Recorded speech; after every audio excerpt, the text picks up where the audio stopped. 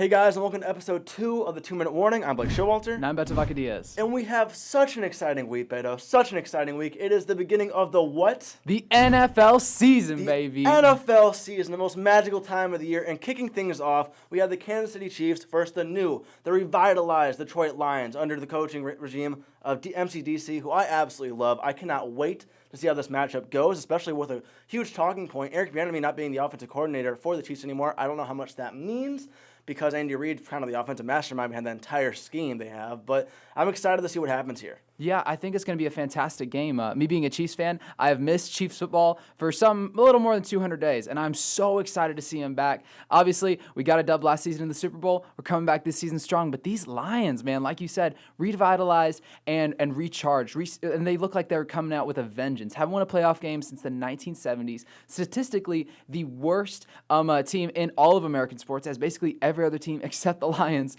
have won a playoff game in that time period. And so it's going to be crazy to see if they can come out and really expose the Chiefs' defense with their explosive offense with Jared Goff, Amon-Ra St. Brown, and Jamari Gibbs, or if the Chiefs and Patrick Mahomes can just run all over them. Yeah, and you know what? You can never count out Patrick Mahomes, especially after last season where everybody counted them out. But you know what? They look great in Kadarius Toney, too. I think he's going to have a huge year with Patrick Mahomes. Travis Kelce, now this is big news right now. He hyperextended his ACL, he hyperextended his knee, and he is questionable to play this week. I don't know how much that means based off how good Patrick Mahomes is, but you know what? The Detroit Lions, they're not really a sleeper team for me this year because everybody knows they're pretty good, but I think they could really stun people with how good they truly could be. I mean, Jared Goff, in my opinion, super underrated. I mean, Jahmyr Gibbs on my fantasy team this year, I think will be great. Hopefully he really is. Amon St. Brown, I think he's going to be a top 8, top 5 wide receiver in the league this year. So I cannot wait to see what happens, man. I mean, who do you got winning? I mean, obviously, the Chiefs. I can't say anything else. I'm going to Detroit here. I do hate the Chiefs, so I'm sorry about that one. But I'm going to Detroit. But also, we have some other very enticing games to look after. Let's go to the next one. Let's just flip right over Sunday. Get straight to Monday Night Football with the New York Jets, the New York Football Jets, and Aaron Rodgers taking on the Buffalo Bills and stinky old Josh Allen. Bro, I cannot wait for this game. I think Garrett Wilson is going to go off. I certainly hope so. But my only concern is that Aaron Rodgers historically performs poorly in the first game of his season, no matter what year. I mean, you look at it, he just doesn't perform well his first season, then he just goes off the other 16 games.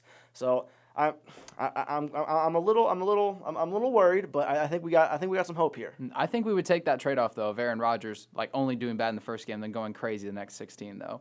It's kind of the similar storyline to the Lions and the Chiefs, with a really good, consistent team who's been playing very well for the last few years in the Bills versus a revitalized and re-energized Jets team. Yep. So it's just going to come down to, can the underdog upset the favorite in this match with the great quarterback and the great people? Don't call us underdog just yet. I mean, we do look pretty good. I mean, I heard earlier today some Jets players thinking that our defense could be an historically good defense, and you know what? I love hearing that. I didn't mean to interrupt you there, but I just had to say that. Speaking of the defense, actually, a really important matchup to bring up is that Sauce Gardner kid at cornerback that you guys have. Crazy talent, defensive rookie of the year versus Stephon Diggs. I don't think Stephon's going to get many catches that night. I'm going to be honest. I love Stephon. I love the talent, but Sauce is that guy. Dude, Sauce ain't no kid. He's a grown man. He's going to be shutting down Stephon Diggs or Gabriel Davis or whoever they throw his way. I mean, I can't wait to see what happens there. Sauce, he's going to hold it down all year long. You want to call him the PI king. It's not pass interference. You're just mad he's good. That's all it is. But we can't talk about the Jets all day long. We got to get up to some other matchups, man. I mean, I know you're kind of looking at the Dolphins game. What do you think about that one? Dolphins versus Chargers. It's an intriguing matchup. Two really good offenses going against each other. And like those guys the teams are just on the edge of greatness. You know what I mean? They haven't really hit that ceiling or hit the point of title contention or anything like that, but they are pretty good. So that's a really fun, explosive matchup that you're going to look forward to. And another divisional game that's going to be very important. The New York Giants take on the Dallas Cowboys. I cannot wait for this one. I cannot wait for this one. I got Daniel Jones also on my fantasy team. I swear we didn't make these matchups up based on my fantasy team. I promise you that.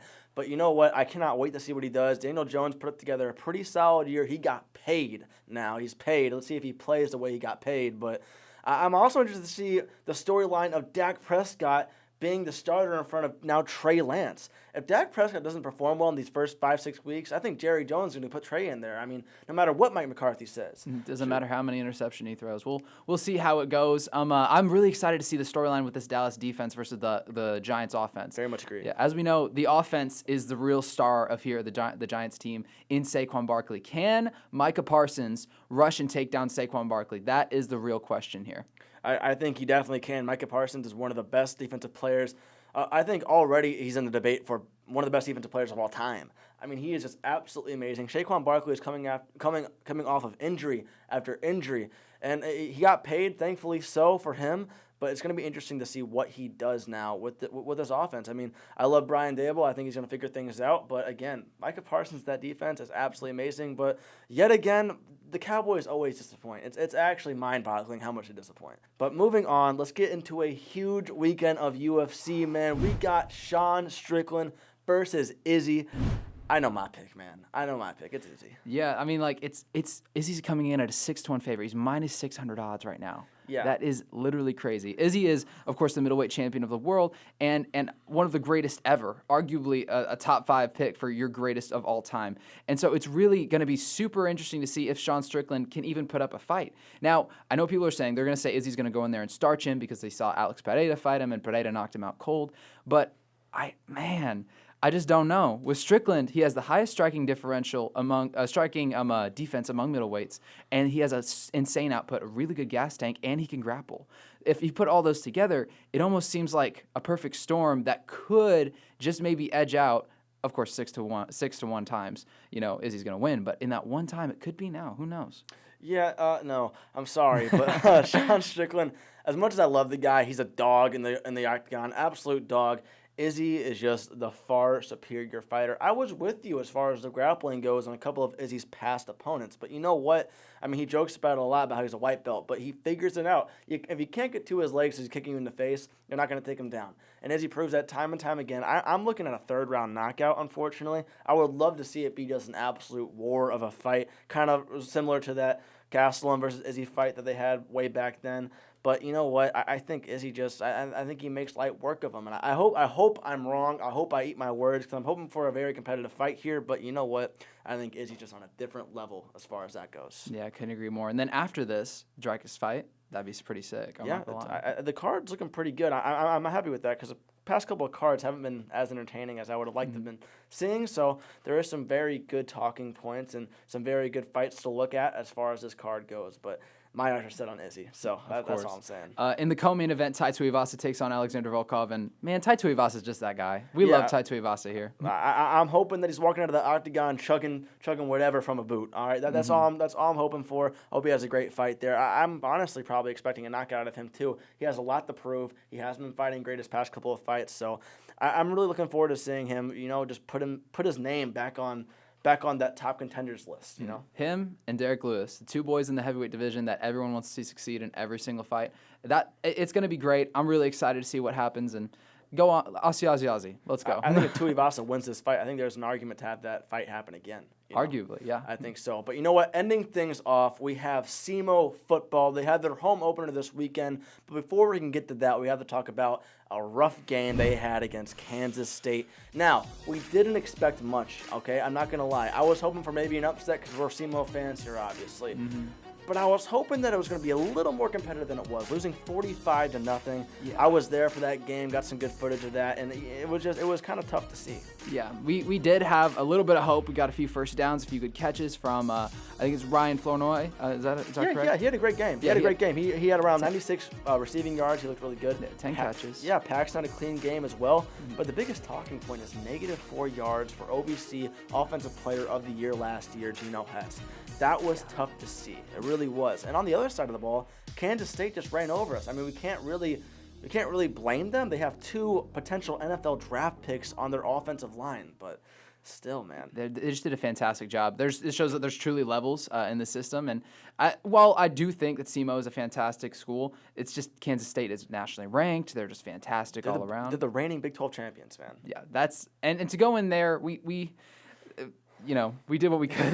There's not much else we could say. We did what we could. Again, I was just hoping for a more competitive game, and I think there was little things in there that we could have done better, of course. I mean, maybe putting a couple points on the board would have been nice. I mean, we had a nice interception earlier in the game. That was really cool to see. Good little turnover there. But after that, that was pretty much the only highlight I can really think of, other than Paxton putting together a pretty solid game and a clean game, that is, running for his life the entire time. Yeah. But you know what? We're going to put that in the rearview mirror, all right? We're gonna Looking forward to the weekend. Lindenwood are not Big 12 champions. Lindenwood is not Big 12 champions. It's their second year in Division I football. So, I mean, we beat the snot out of them last year, okay? I'm not going to lie. We beat them pretty darn good. Hopefully we can do the same now. We have a new trophy we're playing for now, the Game Day Brawl. That looks pretty interesting. Hopefully we can be, I guess, reigning champions of that for another year. Yeah, well, we have the one win over them last season already. So, I honestly, I don't think this game is going to be close. Like, we're coming off of a loss. We're hungry. We're angry almost that Kansas State put us on national television and beat the tar out of us. I think this game is going to be lights out SEMO football all the way. I'm sure hoping so. We have a lot of players I'm looking to have big games, and for starters, it's Geno Hess. He's got to be hungry after that game he had last week, and I'm looking. I'm not gonna make any predictions here, but I'm expecting a massive game out of him. Yeah, me too. Also, Ryan Flournoy projected to have another massive game. This guy, All-American, he's crazy talented, and him and Geno for the NFL draft soon. That could happen. It's not out of the realm of possibility. I definitely agree with that. I think that you could definitely look for those names. Maybe not necessarily being called on draft night, but maybe a name that you could see being an undrafted free agent, or maybe even in the XFL. Hopefully in the NFL. Again, we talked about it last episode. We have one guy who's an Eagle now, so hopefully we can get another. So maybe, for sure. Or two. For those in town on Saturday, go out and support your Redhawks. There's going to be a new stand to the field that's open, if I believe that's correct. Yeah, we have our stadium right now is in the first phase of its total reconstruction, but we do have stands open currently. We only have 4 home games this year too, so make sure you at least get out to one of them, especially the season opener. We're going to beat the snot out of Lindenwood. So get out there, support your Redhawks. It's going to be a great game. Students getting free. Yeah, show some support. Yeah, students getting in free. I mean, shoot.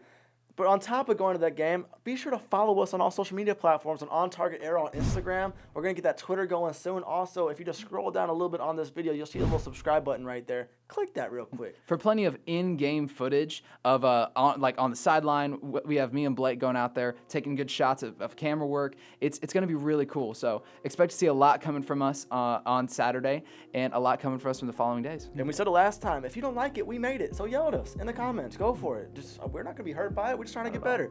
But this has been the 2-minute warning. I am Blake Showalter. And I'm Beto Vacadillas. We'll see you guys next time. Go enjoy the game this weekend.